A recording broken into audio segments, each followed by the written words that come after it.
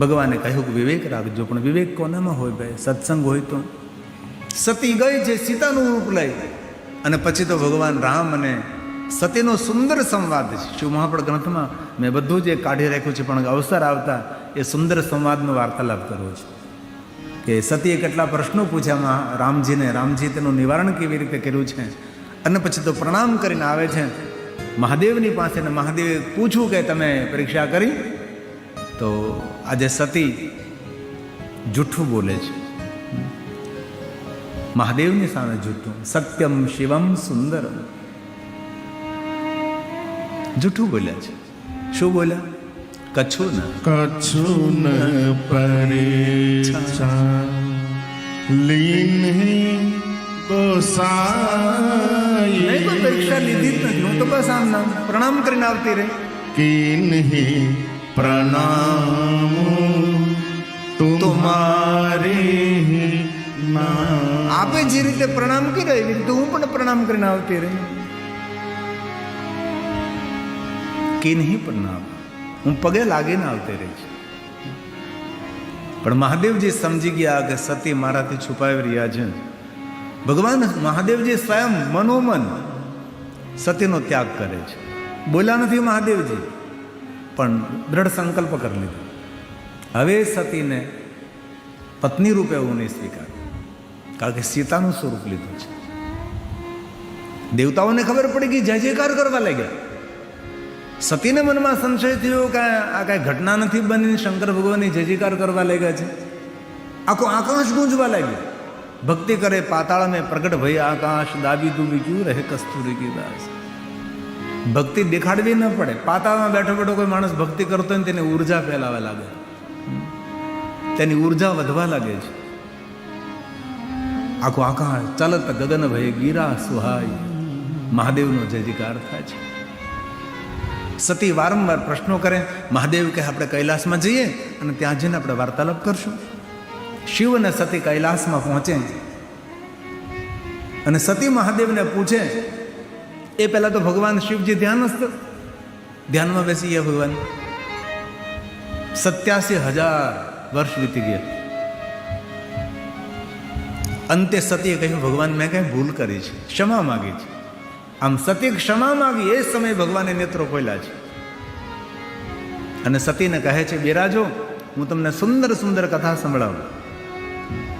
અને ભગવાન શંકરજી કથાનો પ્રારંભ કરે છે. હવે મહાદેવજી કથા ગાય છે. સતીને મહાદેવની કથા, મહાદેવજી સતીને રામજીની કથા સંભળાવે છે.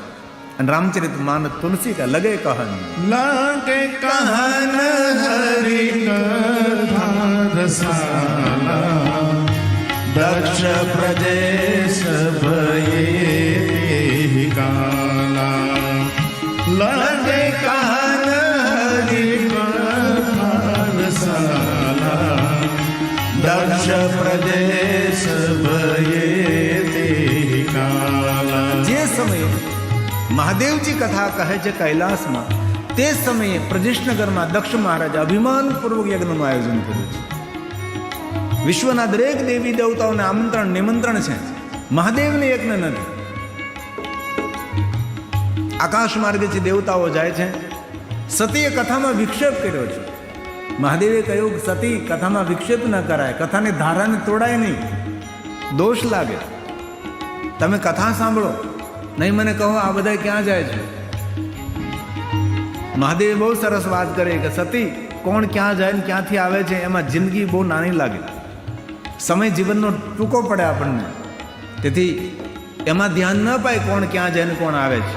અને ઘણા આપણા જેવા માણસો પણ એવા હોય છે, આખા ગામનું ધ્યાન રાખે, કોના ઘરે મહેમાન આવ્યો ને ક્યાંનો છે ને હું લેવા આવ્યો છે ને કોણ ક્યાં જાય છે ને કોણ ક્યાંથી આવે છે. જીવન મળ્યું છે ભાઈ, દિવ્યતાથી ભરેલું જીવન છે. આપણે જીવીએ. આપણે શા માટે કોઈની પંચાયતમાં પડવું જોઈએ? આપણે કોણ શું કરે છે, શા માટે? તેથી આવી નાની નાની વાતો જીવનમાં ઉતારીએ તો જીવનમાં આપણે મોટા થઈને પૂજાઈએ. નાની નાની વાતો જીવનમાં મોટું સ્વરૂપ આપે. વારંવાર સમજાવવાનો પ્રયાસ કર્યો ન માને.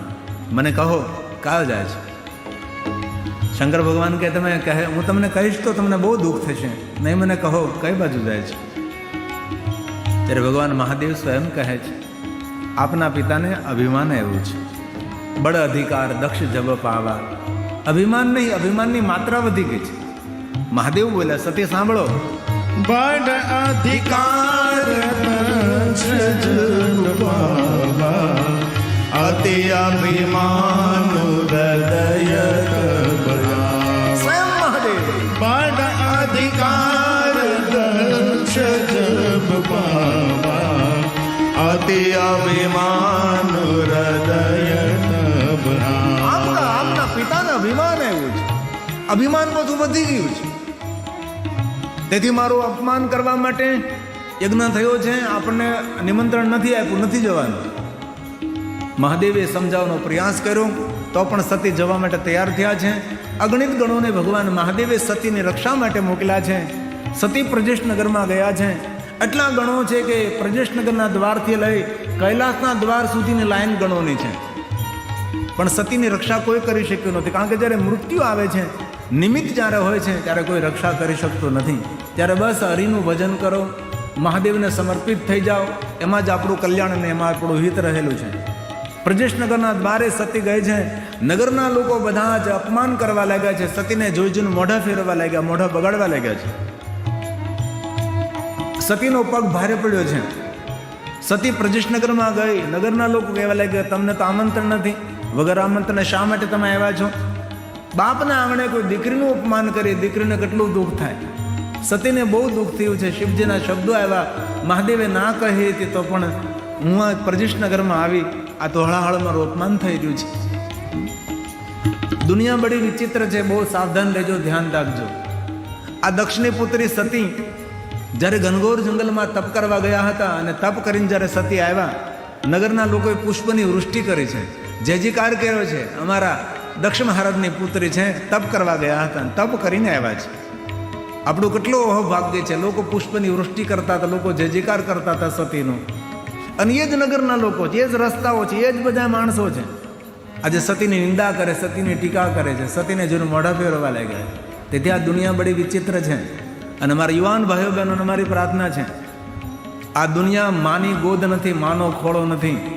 દુનિયા બહુ નિષ્ઠુર છે, એટલું યાદ રાખજો. આ દુનિયામાં તમારા માર્ગો કોઈ ફૂલો નથી પથરાયેલા.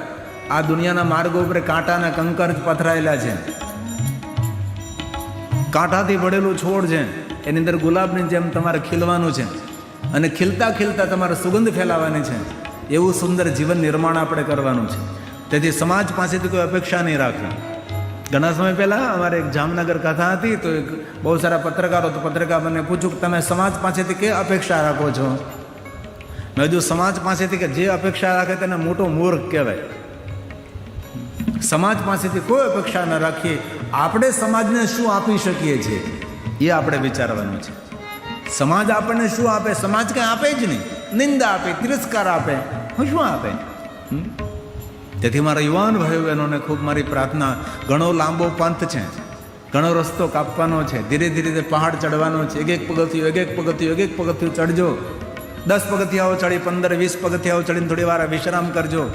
જોજો દુનિયાનો નજારો કેવી છે. દુનિયા ચિત્ર વિચિત્ર. મળેલા અનુભવોને વાગોળજો, અનુભવોને વાંચો. પછી ધીમે ધીમે ધીમે એક દિવસમાં કોઈ પહાડ ચડી શકતો નથી. આ દુનિયામાં કોઈ પણ ટોપ ઉપર જે પહોંચ્યો છે, એક દિવસ મનથી પહોંચ્યો, એને ખૂબ મહેનત કરી છે. સારા મોડા દિવસો જોયા છે, સૂર્ય ઉગતો જોયો, સૂર્ય આથમતો જોયો છે, માન જોયું છે, અપમાન જોયું છે, તિરસ્કાર જોયો છે. ત્યારે એ માણસો ધીમે ધીમે ધીમે હિંમત ના હારે અને આગળ વધે, આગળ વધે, આગળ વધે. આપણે જયેશભાઈનું આ કાર્ય બહુ ઉજળું લાગે આપણને. અને ઘણા માણસો એવું બોલતા પહેયાવાળો એ કરે, પહેયાવાળા એ કરે. પહેયાવાળા આમને ન થવાય ભાઈ. એમને પૂછો ક્યારેક કેવી રીતે થવાય. આ બધું ભેગું ક્યારે થાય ખબર? માણસ તૂટી જાય ને ત્યારે બધું ભેગું થાય. કામ કરી કરીને તૂટી જાય માણસ, કટકા થઈ જાય, ત્યારે બધું ભેગું થાય. આમને ન થઈ શકે. અને આવું ભવ્ય કાર્ય કરવું એ હૃદયની ઉદારતા જ હોય.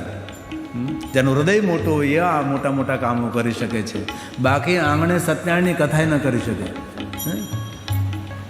તે સમાજ હિત માટે આ કામ કર્યું છે. આમાંથી કોઈનું જીવન નિર્માણ થાય. આથી 10, 15, 20 વર્ષ પછી કહેવા આવે જયેશભાઈને કે આપણી જેથી કથા સાંભળે છે, જીવન બદલી નાખ્યું, જીવન પરિવર્તન થયું, જીવનમાં કંઈ નવું કર્યું છે, નવું દેખાય છે, નવી પ્રેરણાઓ મળી છે.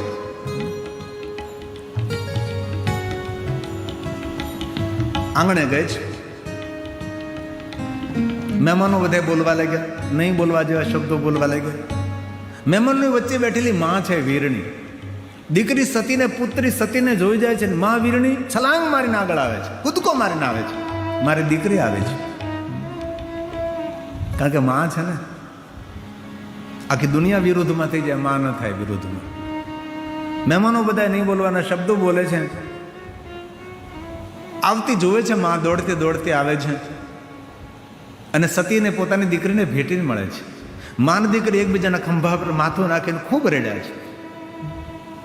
અને ક્યારે સાસરે ગયેલી દીકરી આવે ને તો માને સાથે વાતો કરવા દેજો તેને. જેને જેને ભાભીનું પદ મેળવ્યું છે ને તેને સાવધાન રહેવાનું છે. ભલે તમારી નણંદ છે પણ તમારી સાસુની દીકરી છે અને તમારા પતિની બહેન છે. એક પેટમાં આળોટ્યા છે, એક ખોયામાં ઝૂલ્યા છે, હિંચકામાં સાથે જ રેમા છે, સાથે મોટા થયા, સાથે જેમા છે. તેથી બહેન ભાઈના પ્રેમમાં વિક્ષેપ નહીં પાડતા. અને તમારો પતિ જો સદગુણી હોય, ડાયો હોય, ખૂબ સત્કર્મી હોય, સત્પ્રવૃત્તિ કરતો હોય, સમાજમાં પૂજાતો હોય તો એટલું યાદ રાખજો, એ સદગુણ તમારી સાસુએ એને આપ્યા છે. એનું સન્માન કરજો કે બા તમે બહુ સારા ગુણ આપ્યા છે. તમારા દીકરાને શ્રવણકુમાર બનાવવા માગતા હોય તો તમારા પતિને પણ શ્રવણકુમાર બનવા દેજો અને મા બાપની સેવા કરવા દેજો, રોકટોક નહીં કરતા. જો કે આપણા વિસ્તારની બહેનો તો બધી સારી છે.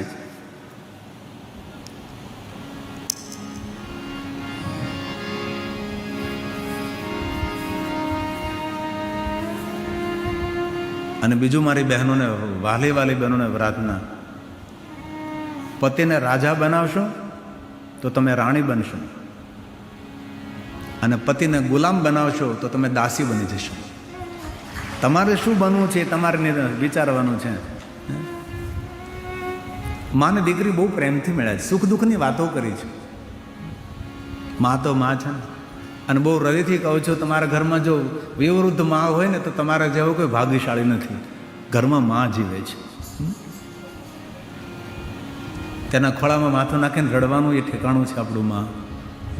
અને ઘરમાં વિવૃદ્ધ મા હોય તો ખૂબ સેવા કરજો. ભલે નોકરી થોડીક ઓછી થાય, કામ થોડું ઓછું થાય, થોડું બહાર ઓછું જવાય, પણ વયોવૃદ્ધ માને સમય આપજો, એના ચરણ દબાવજો, તેમની સેવા કરજો, તેને રાજી રાખજો. આપણને જન્મ આપ્યો છે. આપણે જ્યારે નાના હતા ને, જે માએ આપણી સેવા કરે છે ને એમાંથી એક ટકો સેવા માની આપણે નહીં કરી શકીએ. એ માં છે. તેથી ભાઈઓને જ નહીં, બહેનોને પણ મારી પ્રાર્થના છે, ઘરમાં વયોવૃદ્ધ મા હોય, વયોવૃદ્ધ સાસુ હોય, તેને ખૂબ સાચવજો, તેમના ખૂબ આશીર્વાદ લેજો. ભલે લાલાની પૂજા મોડી થાય, રામની પૂજા મોડી થાય, શિવની પૂજા ભલે મોડી થાય, એમાં ભલે પૂજાપાઠમાં મોડું થાય, પણ ઘરમાં વયોવૃદ્ધ દાદા દાદી હોય તેને ખૂબ સાચવજો. એમના આશીર્વાદ જો મળી ગયા ને તમે તો બેડો પાર થઈ જશે. જીવનમાં કોઈ વસ્તુની કમી નહીં રહે. તેથી ઘરના વડીલોના મા બાપને ખૂબ સાચવજો, ખૂબ તેને લાગણી આપજો, ખૂબ પ્રેમ આપજો, તેમનો આદર કરજો, તેનું સન્માન કરજો. એવી હૃદયની એક પ્રાર્થના છે. અને મા તો મા છે ને ભાઈ. આ હિન્દી ગીતની છેલ્લી પંક્તિ છે ને એમાં પ્રાણ છે. અંતિમ પંક્તિ પૂરું આખું નહીં ગાય, આપણે સમય નથી એટલે છેલ્લી પંક્તિ છે ને એમાં બહુ સુંદર વાત છે. माँ बच्चों की जागती है. સુંદર પંક્તિ છે. माँ बच्चों की जागती है.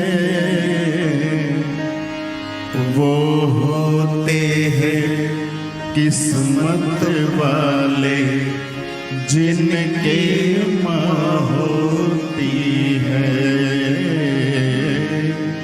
वो होते हैं किस्मत वाले जिनके माँ होती અને આ કથા એક ગુલાબબાના પુણ્યનું ફળ છે. જયેશભાઈના માતુશ્રી છે, એમના પુણ્યનું ફળ છે. તેથી માને ખૂબ સાચવજો એ હૃદયની પ્રાર્થના છે મારી. તેમનું કામ પહેલા કરજો, બાકીના કામ બીજા કરજો. એકવાર માં આંખ બંધ કરીને દુનિયા છોડીને જતી રહી ને, હિમાલય પહાડ ખોળીને આવશો ને તો ફરીવાર એ માં તમને નહીં મળે, જેના પેટમાં આપણે 9 મહિના રહ્યા છે, જે માતાનું દૂધ પીધું છે, જે માએ આપણને ગોદમાં સુવડાવ્યા છે, જે માએ ચાલતા શીખવાડ્યા, બોલતા શીખવાડ્યું, વ્યવહાર શીખવાડ્યો છે. તેથી હૃદયની એક પ્રાર્થના, ગિરિબાપુને દક્ષિણા આપવી તો બસ આવી દક્ષિણા આપજો મને કે તમારા ઘરમાં જે વયોવૃદ્ધ માં છે તેનું ખૂબ સન્માન કરજો, ખૂબ તેને આદર આપજો. અંબાજી જઈને તમે દર્શન કરો ને માં અંબાના, એના કરતાં કરોડો ગણું પુણ્ય મેળવું હોય ને તો ઘરની અંદર વયોવૃદ્ધ માં હોય ને એની ખૂબ સેવા કરજો. માં અંબા ત્યાંથી અમૃતનો વરસાદ વરસાવશે. બેટા, સાચી અંબા તો તારા ઘરમાં બિરાજે. તારી માને દીકરી બહુ પ્રેમથી મળ્યા છે. અને મા વીરણી કહે છે, બેટા સતી જા યજ્ઞનારાયણના દર્શન કર, દર્શન કરીને પાછી આવ. આપણે બેઠા બેઠા સુખ દુઃખની વાતો કરીએ મા દીકરી, પણ મા વીરણીને ખબર છે કે આ સતીની છેલ્લી મુલાકાત છે, ફરીવાર સતી નથી મળવાની. માને ક્યાં ખબર છે કે સતી તો હવે દેહ ત્યાગ કરવાની છે. તેથી જીવનમાં પણ ખૂબ યાદ રાખજો, જે જીવનમાં મળે તેની સાથે મધુર અને સારો વ્યવહાર કરજો. એ માણસ પરિવાર મળે ન મળે આપણને શું ખબર છે? જીવનનો કોઈ ભરોસો નથી, જીવનનું પરમ સત્યના રહસ્ય છે. તેથી જીવન માર્ગમાં જે મળે તેની સાથે કોઈ કડવો વ્યવહાર નહીં. એ ભલે કડવો વ્યવહાર કરતો, આપણા તરફથી મધુર વ્યવહાર હોવો જોઈએ. જીવનનું આ પરમ સત્ય છે. સતી ગઈ, યજ્ઞનારાયણના દર્શન કરે છે, દેવતાઓની ઉપસ્થિતિ, ઋષિમુનિઓની ઉપસ્થિતિ છે, શિવજીનું કોઈ સ્થાન નથી. પિતાને કહે છે, પિતાજી આ શું કર્યું તમે? અને દક્ષ મહારાજ સતીનો અનાદર કરે છે, દીકરીનું અપમાન કરે છે. કોઈ પણ ઘરમાં પુરુષો જ્યારે દીકરીઓનું અપમાન કરવા લાગે, બેન બેટીઓનું અપમાન કરવા લાગે, નારી સ્વરૂપનું અપમાન કરવા લાગે, ત્યારે નિર્ધનતા, દરિદ્રતા અને દુઃખનો જ પ્રવેશ થાય છે. તેથી કોઈ પણ રૂપમાં આપણા ઘરમાં નારી શરીર હોય એનો કોઈ દી અપમાન ન કરવું, કોઈ દી તેનો અનાદર ન કરવો. આજે સતીને યાદ આવ્યું કે મેં કહ્યું હતું દક્ષ મહારાજને કે જ્યારે તમે અહંકારી અભિમાની બનીને જેનો તેનો અનાદર કરવા લાગશો, અપમાન કરવા લાગશો, ત્યારે મારી લીલાનું હું પૂર્ણ કરીશ. સતી આજ ચંદ્રમૌલી બૃહસ્પતિનું ધ્યાન કરે છે, ભગવાન શિવને યાદ કરતાં કરતાં યોગાગ્નિને પ્રગટ કરે છે અને શરીરને શાંત કરે છે. શરીરને શાંત કરતે સમયે સતી મરત હરિસન ગુરુ માગા જન્મ જન્મ શિવ પદ અનુરાગા. છેલ્લા શ્વાસે સતી ભગવાન શ્રી હરિને યાદ કરે છે કે હરિ, જન્મો જન્મ સુધી મને ભગવાન શિવનું સાનિધ્ય મળે. મહાદેવને યાદ કરતી અને ભગવાન વિષ્ણુજીને પ્રાર્થના કરતી સતી પોતાના શરીરને શાંત કરે છે. ભગવાન મહાદેવને કૈલાસમાં ખબર પડે છે, જટામાંથી વીરભદ્રને કાલીને પ્રગટ કરે છે. વીરભદ્રને શંકરજી આજ્ઞા આપે, જાઓ દક્ષને દંડ કરો, તેનો અભિમાન મિથ્યા કરો. આકાશ માર્ગે મોટા લશ્કર સાથે વીરભદ્ર આવી રહ્યા છે. અહીં ભૃગુ ઋષિ દક્ષ મહારાજને કહે છે, દક્ષ મહારાજ બહુ ખોટું કરી રહ્યા છો તમે. યજ્ઞનું ફળ આપનારા મહાદેવ છે, જજમાનનું કલ્યાણ કરનારા મહાદેવ છે, સૌનું સુખ અને શાંતિ આપનારા શિવ છે, અને તમે ભગવાન શિવનો અનાદર કરી રહ્યા છો. હવે તમારી કોઈ રક્ષા નહીં કરી શકે. આકાશ માર્ગે આકાશવાણી થવા લાગી.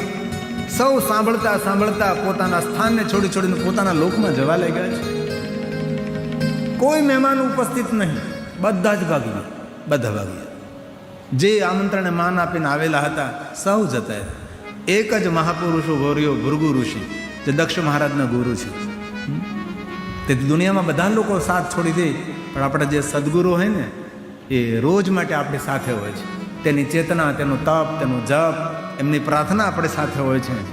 તેથી એક ભૃગુ ઋષિ ઉભા રહ્યા છે, સૌ ભાગી ગયા છે. વીરભદ્ર આવે છે, યુદ્ધને રોકવા માટે પ્રયાસ કર્યો, પણ યુદ્ધ ન રોકાણું અને યુદ્ધના પરિણામ સ્વરૂપે દક્ષનું ધડથી મસ્તક અલગ થાય, યજ્ઞ કુંડમાં બળીને ભસ્મ થાય છે. ભૃગુને બહુ દુઃખ થયું. એક બાજુ જોયું તો સતીનું શબ પડ્યું છે, બીજી બાજુ સતી અને એક બાજુ દક્ષ મહારાજનું ધડ અને મસ્તક યજ્ઞકુંડમાં વળે છે. ભૃગુ ઋષિ આ દ્રશ્ય જોવાનું નહીં. દક્ષ મારો શિષ્ય છે, મેં એનું અન્ન ખાધું છે, એને મારું સાનિધ્ય સ્વીકાર્યું છે, એનું કલ્યાણ કેવી રીતે થાય? તેથી ભૃગુ ઋષિએ ભગવાન શિવને પ્રાર્થના કરી છે. અને મહાદેવ ત્યાં ઉપસ્થિત થાય છે અને મહાદેવ સ્વયં કહે છે, ભૃગુ આપ કહો મને, મારા દક્ષને જીવિત કરો. કેવી રીતે જીવિત કરો? મસ્તક તો અગ્નિકુંડમાં બળીને ભસ્મ થયું છે. ભગવાન, હું જાણું છું ભ્રુકુટી માત્રથી જગતનું સર્જન કરી શકો છો, દક્ષને જીવિત કરો ભગવાન. એ સમયે ભગવાન મહાદેવ કહે, ભૃગુ મસ્તક લઈ આવો. ભૃગુ ઋષિ જાય છે, પશુનું મસ્તક લાવે છે, મહાદેવના હાથમાં આપે. સજીવન મંત્રનો પ્રયોગ કરી દક્ષ મહારાજને પશુ મસ્તક વડે જીવિત કરે છે, બકરાનું મસ્તક. દક્ષ મહારાજ ભગવાન શિવની સ્તુતિ કરે છે, ભગવાન મને ક્ષમા કરો, અભિમાન અહંકારમાં મને ખબર નહીં રહી, મેં તમારો અનાદર કર્યો ભગવાન. અને બહુ સુંદર પ્રાર્થના છે. દક્ષ મહારાજ પશુ મસ્તક વડે શિવની સુંદર સ્તુતિ કરે છે. એક પંક્તિ બોલું છું. નમામિ દેવં વરદં વરેણ્યં નમામિ દેવં ચ સદા સનાતનં નમામિ દેવાધિમવીશ્વરં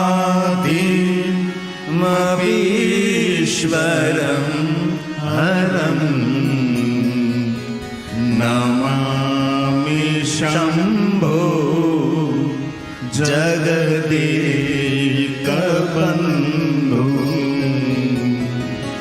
નમામિ વિશ્વેશ્વર વિશ્વરૂપં સનાતનં બ્રહ્મ નિજાત્મરૂપં. હે મહાદેવ, નમામિ સર્વં નિજભાવ ગમ્યં વરં વરેણ્યં વરદં નતોસ્મિ વરં વરેણ્યં વરદં નતોસ્મિ. ભગવાન મહાદેવ કહે, દક્ષ મહારાજ દ્રઢ પ્રતિજ્ઞા લેજો, કોઈ સાથે એવો વ્યવહાર નહીં કરતા કે આ તમારા વ્યવહારથી કોઈને દુઃખ થાય. જેવો વ્યવહાર તમે બીજા સાથે કરશો એવો વ્યવહાર તમારા માટે ફલિત થશે. ભગવાન શંકરજી દક્ષ મહારાજ સાથે સુંદર સંવાદ કર્યો છે. તેથી આ વાતને સૌએ યાદ રાખવાની છે, ગાંઠ બાંધી લેવાની છે આ વાતની. ધ્યાન દીજીએ, કોઈ પણ સાથે એવો વ્યવહાર ન કરો કે આપણા વ્યવહારથી તેને દુઃખ થાય, આપણા વ્યવહારથી તેનું અપમાન થાય. આપણી બોડી લેંગ્વેજ પણ એવી નહીં હોય છે કે એનો આપણે અનાદર કરી અપમાન કરી રહ્યા હોય છે. ઘણીવાર આપણે બોલીને અપમાન ન કરતા હોય, પણ આપણે આપણી બોડી લેંગ્વેજ એવી હોય અને તમારા શબ્દો જે પ્રભાવ પડે ને એના કરતાં તમારી બોડી લેંગ્વેજ વધારે પ્રભાવ પાડે. તમે કોઈને આવકાર આપો તો આપતા હોય, પણ તમારા મોઢામાં તમારો ભાવ છે ને એ અંદરની જે ઉર્જા છે ને એ છલકાવતો હોય છે. તેથી આપણે સૌએ આ નાનકડા નિયમો લેવાના છે. કોઈનો અનાદર નહીં, બધા કોઈનું સન્માન ન કરી શકે, કોઈનો અનાદર નહીં, કોઈનું અપમાન નહીં, કોઈ સાથે એવો વ્યવહાર નહીં કરવાનો કે આપણા વ્યવહારથી તેને દુઃખ થાય. આવું બધું આપણે શીખવાનું છે. જો કે તમે તો સૌ ભણેલા ગણેલા ડાયા માણસો છો, પણ તો પણ હું કહું, જીવન એટલું સુંદર કંડારજો, સુંદર જીવનની એવી સુંદર ડિઝાઇન કરજો, એ આપણા જીવનની સુંદર ડિઝાઇન કોઈને આકર્ષે, આપણું જીવન કોઈના માટે પ્રેરણા બને કે જીવન તો આને કહેવાય. અંતે ભગવાન મહાદેવજી સત્યના શબ્દને ઉઠાવે છે, હાથમાં લઈને યાત્રા કરવા લાગે છે. જટા છૂટી ગઈ, હાથમાં શબ્દ, આંખમાંથી આંસુ પડે છે, કડી કંધા પર નાખે, ગવી હાથમાં રાખે અને કોઈ જગ્યાએ વિશ્રામ કરે, બેસે તો સતીનું શબ પોતાની ગોદમાં, એક બાજુ પગ હોય, એક બાજુ મસ્તક હોય. તમે કલ્પના તો કરો.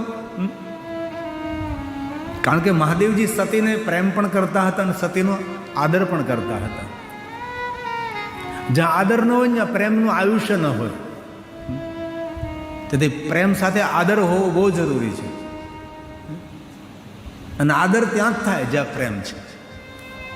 જેના પર આપણને લાગણી કે પ્રેમ ન હોય તેના પ્રત્યે કોઈ આદર નથી. મહાદેવજી સતીનો આદર પણ એટલો જ કરતા હતા અને સતીને પ્રેમ પણ અનહદ કરતા. આવો કોઈ પતિ દુનિયામાં ન મળે. શિવજી દરેક ક્ષેત્રમાં પરિપૂર્ણ છે. તપસ્વીમાં પરિપૂર્ણ, યોગીમાં પરિપૂર્ણ, ઉદારતામાં પરિપૂર્ણ, જ્ઞાન વિદ્યા વૈરાગ્ય ત્યાગમાં ભગવાન પરિપૂર્ણ છે. પિતામાં પરિપૂર્ણ છે. કાર્તિકનો પિતા છે, ગણેશનો પિતા છે, પિતા હોવામાં પરિપૂર્ણ છે. આજે દેખાય છે પતિ હોવામાં પણ પરિપૂર્ણ મહાદેવ છે. પતિ હોવામાં પરિપૂર્ણ છે. કોઈ પતિ આવો પ્રેમ કરે પોતાની પત્નીને? શમશાન સુધી વળાવાય નથી જતા, અગ્નિ સંસ્કાર આપવા નથી જતા. આ બાજુ ખબર નહીં કેવો રિવાજ હોય, રામ જાણે. અમારી બાજુ તો એવો રિવાજ છે કે પતિ જો પત્નીને શમશાન સુધી વળાવવા જાય ને તો એ પતિ બીજા વિવાહ ન કરી શકે. તેથી અડધી જ તેને પાછો વાળી દેવામાં. વડીલો એમ કે ભાઈ તું પાછો વળી જાય થી, એટલે ઝાપેથી પાછો વળે પતિ. 70 વર્ષે પત્ની મરી ગઈ હોય તો 70 વર્ષે પાછો વળે. હજી આ થાક્યો નહીં હોય માળો. આપણું આ દાંપત્ય જીવન બધું આપણું કથળેલું બગડેલું. મારો મહાદેવ સતીના શબને લઈને યાત્રા કરે છે. આંખમાંથી આંસુ પડે છે. તામિલી ગ્રંથોમાં લખ્યું છે કે મહાદેવની આંખના આંસુ જ્યાં જ્યાં પડ્યા છે ને ત્યાં ત્યાં વૃક્ષો પ્રગટ થયા છે અને વૃક્ષોને ફળ આવ્યા છે અને ફળના જે બીજ નીકળ્યા છે તેને આપણે રુદ્રાક્ષ કહીએ છીએ. મહાદેવના પ્રેમનું પ્રતીક છે, મહાદેવની કરુણાનું પ્રતીક છે રુદ્રાક્ષ. રમ રુદ્ર રોગ નાશાય ધન્વંતરી રુદ્ર. આરોગ્ય આપનાર છે, પ્રસન્નતા આપનાર છે, દુઃખને દૂર કરનારું એ રુદ્રાક્ષ છે. તેથી રુદ્રાક્ષ પહેરજો. અને રુદ્રાક્ષ પહેર્યા પછી નહીં પીવાનું નહીં પીતા, નહીં ખાવાનું નહીં ખાતા તેવી પ્રાર્થના છે. આટલા બધા જ માણસોએ આપણે શુદ્ધ શાકાહારી રહેવાનું છે. જોકે તમે તો શુદ્ધ શાકાહારી જ છો, પણ કોઈ આમાં બગડેલો હડેલો હોય હવે સુધરી જાય તેવી પ્રાર્થના છે. બાકી ખાશો જમના માર પેટ ભરીને ગાવું નથી આપણે કનુભાઈ અત્યારે. ભગવાન છોડશે નહીં. શિવ મહાપણમાં કહ્યું જે અભક્ષનું ભક્ષણ કરે છે એને કોઈ પણ પ્રકારના પૂજા અર્ચન યજ્ઞના ફળ નથી મળતા. તેને દેવદર્શન ને તીર્થયાત્રાનું ફળ નથી મળતું. તેથી આપણો આહાર શુદ્ધ કરજો. અને કાલે પણ કહ્યું તો ફરીવાર પહેલે દિવસે એક વાર કહું છું, આપણે બધાએ ભેગા મળીને એક વ્યક્તિને આપણે શુદ્ધ શાકાહારી બનાવવાનું છે.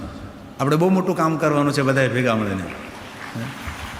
શુદ્ધ શાકાહારી તો બનાવવાનો છે અને ભગવાનનો ભક્ત પણ બનાવવાનો છે તેને આપણે. અને આપણે 1 વર્ષ પછી બીજી કથામાં બધા એકને લઈને આવવાનું. જો બાપુ મેં આને શાકાહારી બનાવ્યો, મેં આને બનાવ્યો, આને દીક્ષિત કર્યો, આને દીક્ષિત કર્યો. છોટા છોટા ઝરણાઓ વળે અને મોટી વિરાટ નદી બને ને એ નદી સમંદર સાથે વળે. હે ને? આપણે ઘણું બધું કરી શકીએ છીએ આપણે બધા ભેગા થઈને. અંતે ભગવાન વિષ્ણુજી ચક્રને આજ્ઞા કરે. સતીના અંગ જ્યાં જ્યાં પડે છે ત્યાં ત્યાં શક્તિપીઠોનું પ્રાગટ્ય થયું, દીવા થયા છે. મહાદેવ ધ્યાનસ્થ. વચ્ચેના સમયમાં તારકાસુર નામનો એક અસુર થાય છે. બ્રહ્માજી પાસેથી વરદાન મેળવે છે કે શિવના પુત્ર દ્વારા મારું મૃત્યુ થાય. મૃત્યુનું કારણ મળ્યું છે, તેથી દેવતાઓને દુઃખ આપવા લાગ્યો છે. અને આ સતીનો બીજો જન્મ. તેહી કારણ હિમગીરી ગુરુ જાય જન્મે પાર્વતી તનુ પાય. સતીનો બીજો જન્મ હિમાલય નગાધીરાજ હિમાલયને ત્યાં થયો, માં મેનાવતીને ત્યાં થયો છે. તેહી કારણ કેવું? કારણ એક કે જ્યારે સતી તપ કરવા આવ્યા હતા હિમાલય પહાડમાં, ત્યારે માતા મેનાવતીએ સતીની બહુ સેવા કરી હતી. જ્યારે દક્ષપુત્રી મહાદેવને મળવા માટે તપ કરતી હતી ત્યારે મા મેનાવતી પરિક્રમા કરતી, સેવા કરતી, આદર કરતી, પ્રણામ કરતી, પગે લાગતી, ફળ આપતી. તેથી સતી તપ પૂર્ણ કરીને જતા હતા અને માર્ગમાં મા મેના ઊભી હતી અને આંખમાં આંસુ જોયા. માં હું જાઉં છું. મેના રડી પડે છે. કેટલા સમયથી સતી તમે હિમાલય પહાડમાં તપ કરતા હતા.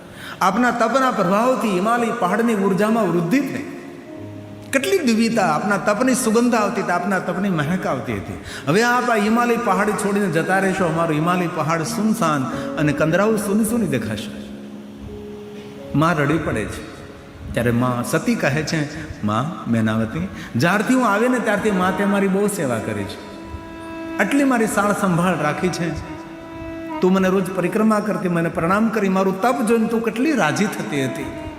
માં તારો મને બહુ જ પ્રેમ મળ્યો છે. હવે મારું તપ પૂર્ણ થયું, હું જાઉં છું, પણ મારે તને કંઈ વરદાન આપવું છે. માં મેના માગ. મેના કહે છે, એ દક્ષપુત્રી સતી, હું તમારી પાસે શું માગું? માં તારી ભૂલ થાય છે. તું શું બોલી? દક્ષ મહારાજની પુત્રી સતી, માં મેં કોઈ દિવસ કોઈને મારી ઓળખાણ નથી આપી, પહેલી વાર તમને ઓળખાણ આપું છું, કારણ કે આપે મારી સેવા કરી છે.